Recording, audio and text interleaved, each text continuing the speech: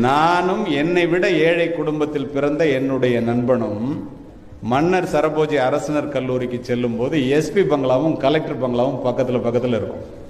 எனக்கு காக்கி உடை அணிந்த காவல்துறை அதிகாரியாக வேண்டும் என்பது என்னுடைய ஆசை.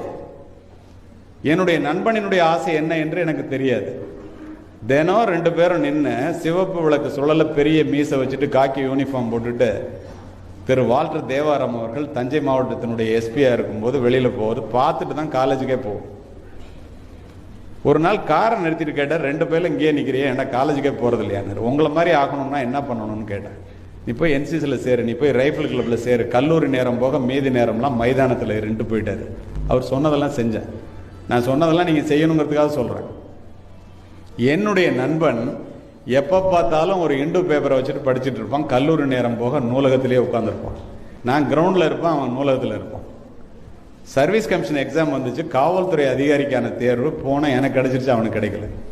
பதவியேற்று முடித்துவிட்டு மரியாதை நிமித்தமாக மாவட்ட ஆட்சித்தலைவரை பார்ப்பதற்காக கலெக்டர் அலுவலகத்திற்கு சென்றேன். நண்பர்களே, நூலகத்திலே அதிக நேரம் படித்த என்னுடைய நண்பன் மாவட்ட ஆட்சித்தலைவராக என்னை வரவேற்றார். Download ShareChat.